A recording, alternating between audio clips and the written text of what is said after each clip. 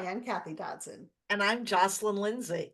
Welcome to another episode of 5 Minute Indie Insights, publishing tips and tricks in 5 minutes or close to it. We'll see with this episode because we're old school. No editing, no fancy filters, just us talking about publishing and getting your book in the world.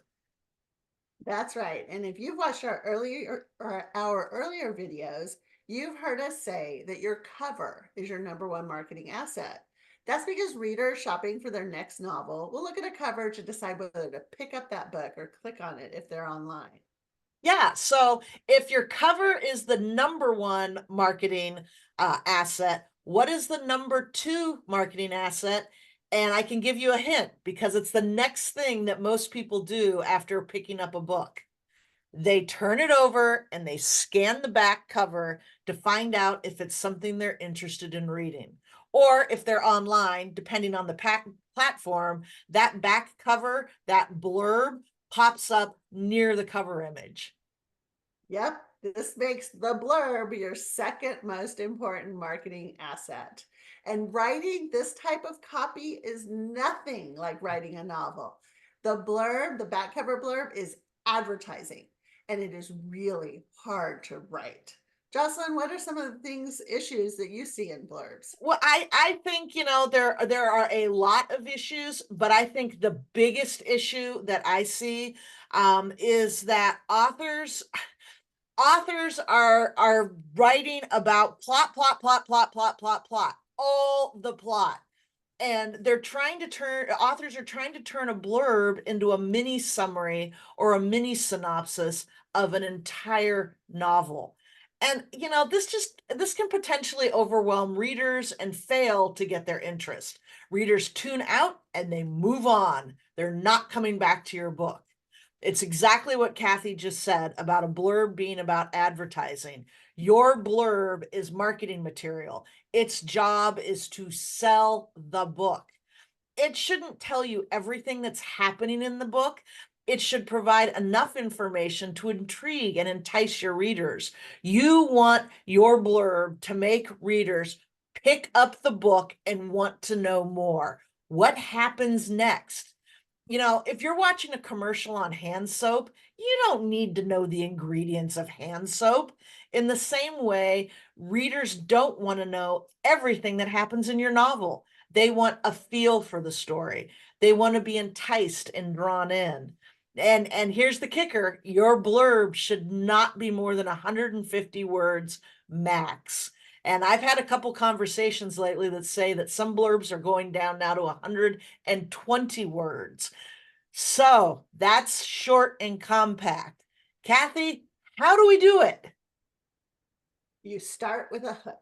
That's one sentence or even three super short ones that are often in bold at the very top of your blurb. And here are a few blurbs from different genres that draw you into the novel. So from Kristen Hanna's The Night Road, a novel about how one reckless night destroys the lives of three teenagers and their families.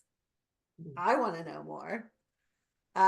So from fantasy, we have Stacia Stark, A Court This Cruel and Lovely. Her hook, her very first sentence, for years when I fell asleep, I dreamed of a man with blazing green eyes and a cruel smile. Ooh. Well, if you're into fantasy romantasy, that is going to draw you in. And then one more that's more of a thriller, Julie Clark from The Last Flight. Two women, two flights, one chance to disappear. I love all of those. Those are great. You see, I would pick up, I haven't read any of those, and I would pick up and read any of them right now. Yeah, because those are so great. So after you get that hook, you need to describe the main character. Readers want to know about who they're going to be reading about. And this is not your main character in the plot. This is about the emotion of a main character. This is about some personality. This is about how your reader is going to feel about this character. So here's an example. Let's look back at you had the hook for The Last Flight by Julie Clark. Let's look at the how she introduces her main character. Claire Cook has a perfect life. Married to the scion of a political dynasty with a Manhattan townhouse and a staff of 10, her surroundings are elegant, her days flawlessly choreographed, and her future auspicious. But behind closed doors, nothing is quite as it seems. That perfect husband has a temper that burns bright, and he's not above using his staff to track Claire's every move. That's a problem, all right. That's Very a big emotional. problem. Yeah, the reader already fears for Claire. And the blurb keeps it going by raising the stakes with each paragraph. So it continues. What he doesn't know is that Claire has worked for months on a plan to vanish, raising the stakes. A plan that takes her to the airport, poised to run from it all. But a chance meeting at the airport bar brings her together with a woman whose circumstances seem equally dire.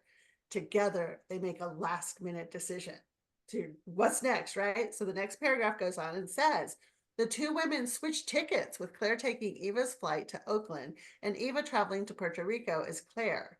They believe the swap will give each of them the head start they need to begin again somewhere far away. But when the flight to Puerto Rico crashes, Claire realizes it's no longer a head start, but a new life. Cut off, out of options, with the news of her death about to explode in the media, Claire will assume Eva's identity, and along with it, the secrets Eva fought so hard to keep hidden. Ah!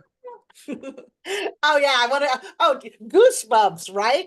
Yeah, because oh man, because just when you think you can't raise those stakes any higher, Eva's got some secrets of her own. So the end of the blur, once you get to this point, you end the blurb by telling the reader exactly what they are getting. This, you might be using similar, you might look at some similar novels to figure out what those words are, but you want to let your reader know what the genre is at this point, as in it's a gripping thriller with lots of twists and turns. Or here's another example from here's another example from The Last Flight. What the Eva and Claire again. For fans of Lisa Jewell and Liv Constantine, The Last Flight is the story of two women, both alone, both scared, and one agonizing decision that will change the trajectory of both their lives. So I think this example we've read to you is actually a little long, but it does hit all the principles of blurb copywriting. Make sure you read the blurbs of successful books in your genre, because this will give you ideas on how to proceed and on how to write your own. Yeah, I think this is so important because I know you and I, Kathy, we have like files full of blurbs of books in our genres that, especially the current books that are publishing in the last year or two, so that we can see how these blurbs are being written. So we, not only do we do the research of what's coming out, we use every tool at our disposal to figure out how are we writing our blurbs so that our readers are going to want to pick these books up. And sometimes not only research, sometimes that means hiring somebody to help us. Sometimes it also means getting some help from AI to help get us started. So, and we can talk about AI in terms of blurbs later on, but the thing that we really want you to walk away from this with is your blurb is so important. It is the second most important piece of marketing material you have for your book. You want it to be the best that it can be. So until next time, hit like and get out there and keep writing. Bye. Bye.